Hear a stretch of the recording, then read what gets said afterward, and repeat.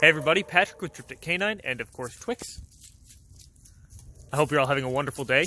Today is episode 47 of Triptych Canine's Tuesday Training Tips. And today we're talking about actions, not words. What I mean by this is, when you're training your dog a behavior, start by teaching it the actual behavior before associating a word or command with it. Why do we do this? Well, let's say you're trying to teach your dog to sit.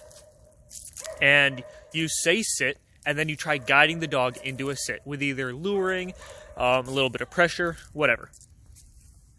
And so you say sit, your dog doesn't know it yet. You say sit, your dog thrashes about a little, goes a little crazy, and then sits. And then you mark it, clicker, something like that. Mark it and reward it. Do that enough times, and you are now rewarding the entire sequence of behaviors between you saying sit and the dog actually sitting. So all that going crazy, jumping around or whatever, prior to actually sitting is getting reinforced. Which now in the dog's mind, when you do that enough, becomes, oh, they just said sit. That means I go crazy, then I put my butt on the ground, and then I get a reward. So like I said, you do that enough times, and you say sit, your dog goes, oh yeah, I get to jump around and everything, then I sit when I want to, and I get a reward for doing whatever I want up until that point. The reason to teach the behavior first is, let's say, again, you're teaching your dog to sit, and it doesn't know what sit means yet. So you guide it into a sit. Twix, no. Good boy. So you guide it into a sit, regardless of whether it jumps around, thrashes about, or anything like that.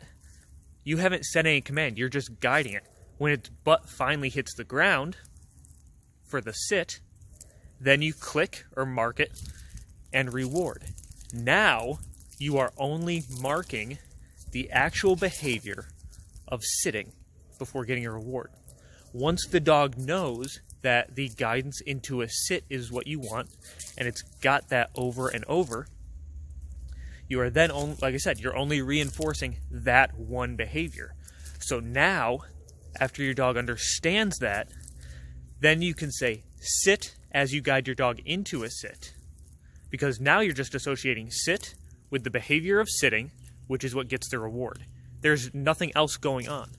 There's no thrashing about, jumping around that you're reinforcing. You're just simply putting a word with a behavior that the dog already knows. And that's really it. So, teach behaviors before you associate words and commands with them. That way there is no miscommunication, there's no excessive behaviors such as jumping around or unwanted associations with the word or command you're trying to teach. I hope you all have a wonderful day. Get out there, train your dogs, and have some fun, because training never ends.